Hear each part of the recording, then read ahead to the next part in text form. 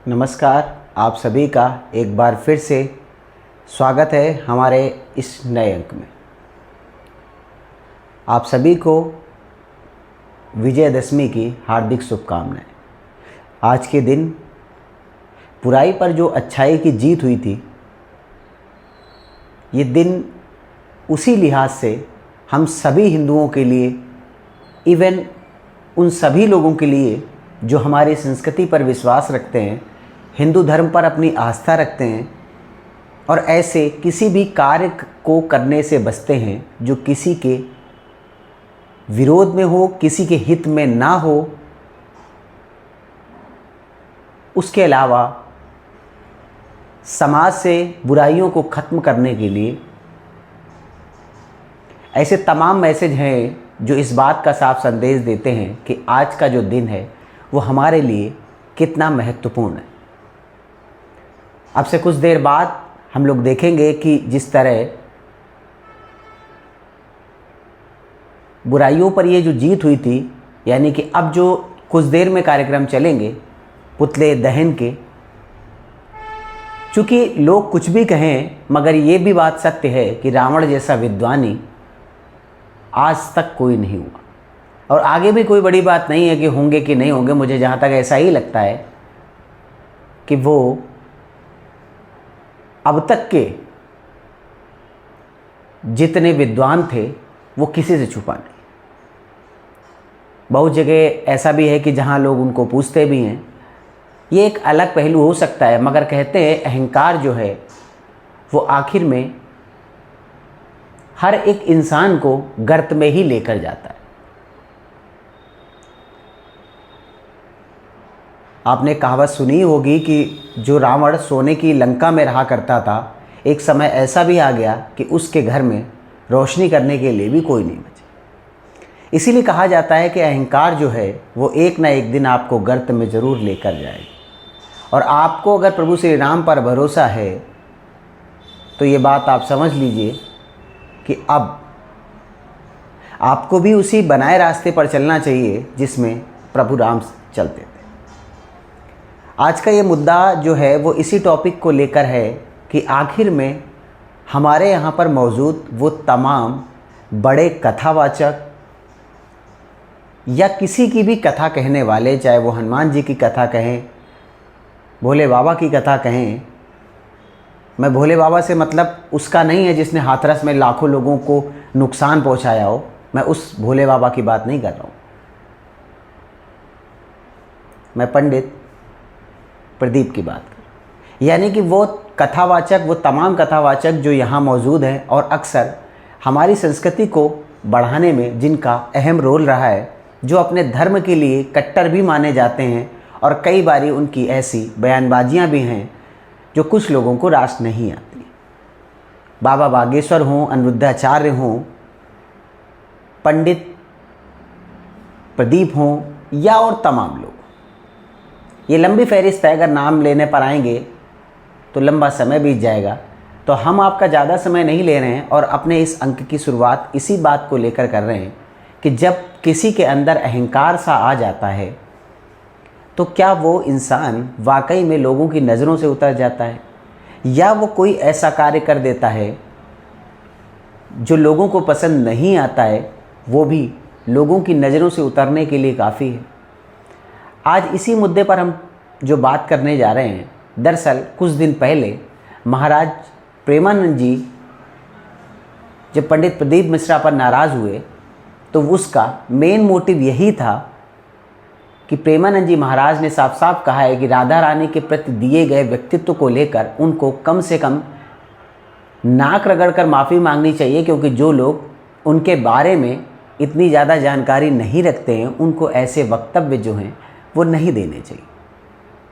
इसीलिए कहा जाता है कि आखिर में जो लोग हमारी संस्कृति को पसंद करने वाले हैं, किसी भी तरह से हमारे देवी देवताओं का अपमान जो है वो बर्दाश्त नहीं किया जाएगा। और ये मुद्दा भी हम इसीलिए लेकर आए हैं चूँकि एक विवाद इस समय बहुत ज़्यादा फेमस हो रहा है। आपको हर सोशल मीडिया प्लेटफॉर्म पर ये चीज़ मिल जाएगी कि आखिर में अनिरुद्धाचार्य का बिग बॉस में जाने का मोटिव क्या है और उन्होंने क्या मैसेज देने की कोशिश करी। आज हम इसी अंक पर बात कर रहे हैं और उनकी कथा सुनने वाले वो तमाम लोग, लाखों की संख्या में जो लोग उनको पसंद करते हैं, कई सारे लोग इस पूरे घटनाक्रम के बाद नाराज़ हैं और वो ये कह रहे हैं कि आखिर में उन्होंने ये फैसला कैसे लिया। अब इस बात में कितनी सच्चाई है कि आखिर उन्होंने क्या सोचकर बिग बॉस में जाने का फैसला किया था, इसके बारे में भी कुछ नहीं कहा जा सकता।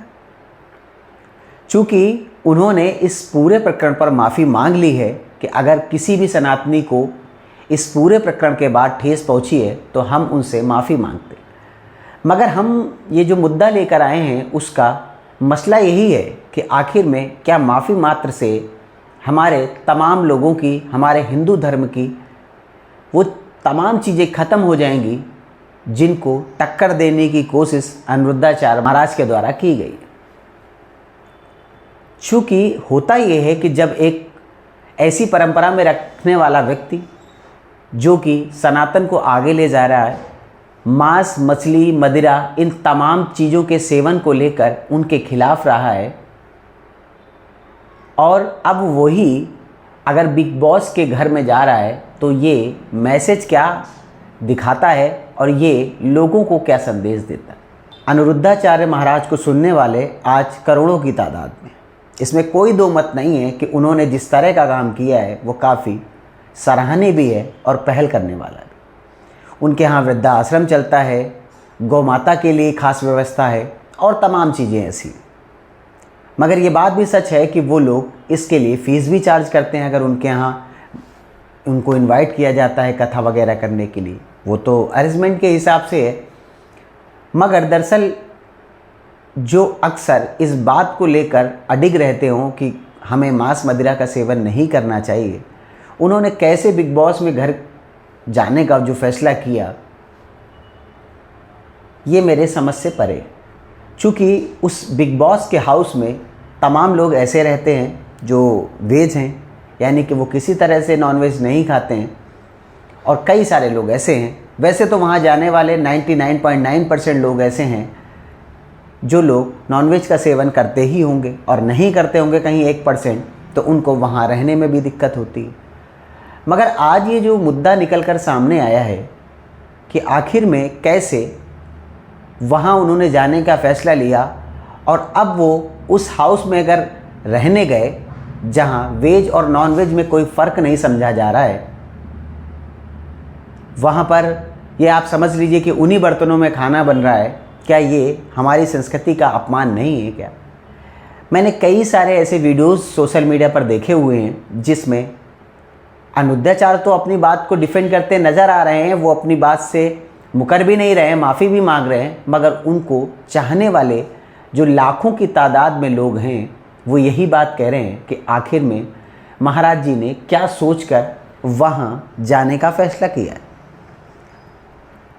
मैं ज़्यादा बड़ी बातें तो नहीं कह रहा हूँ, मगर मैं बस इतना ही कहना चाहता हूँ कि अगर ये सारे लोग, महाराज प्रेमानंद जी, बाबा बागेश्वर हों या फिर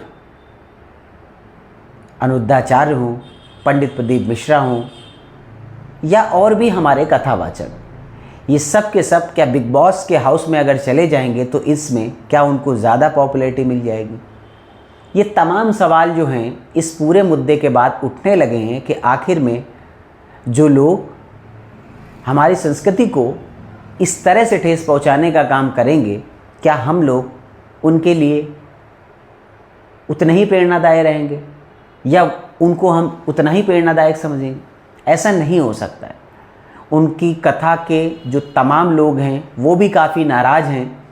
हालांकि माफ़ी मात्र से वो ये समझ रहे थे कि पूरा डैमेज कंट्रोल हो जाएगा, मगर मुझे ऐसा ही प्रतीत हो रहा है कि अब इस मुद्दे ने तूल पकड़ लिया है, और जो महाराज जी अक्सर नॉनवेज खाने का विरोध करते रहे हैं, आखिर उन्होंने उस घर में कैसे सरवाइव किया होगा जहां ब्रेकफास्ट की शुरुआत ही अंडे के द्वारा की जाती हो। उसके अलावा आपको ये भी जानना चाहिए कि एक ही घर में रहकर अगर ये तमाम चीज़ें ऐसी होने लगेंगी तो हम लोग विश्वास किस पर करेंगे?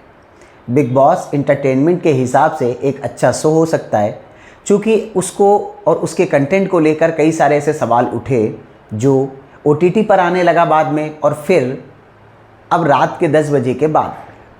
चूँकि उसका मसला यही है कि वहाँ कई सारी चीज़ें ऐसे हो जाती हैं जो शायद इंडस्ट्री के हिसाब से या गाइडलाइंस के हिसाब से उसके अगेंस्ट रहती हैं, और यही कारण है कि उसके समय में परिवर्तन किया गया। मगर इस पूरे समय के कालचक्र को समझने में शायद अनिरुद्धाचार्य नाकाम रहे हैं, या फिर उन्होंने स्ट्रेटजी के तहत ऐसा निर्णय लिया था। क्या वो ये जनता का मन जानने की कोशिश कर रहे थे कि इस पर क्या प्रतिक्रिया रहती है? अब ऐसा ही कुछ प्रतीत होने लगा है।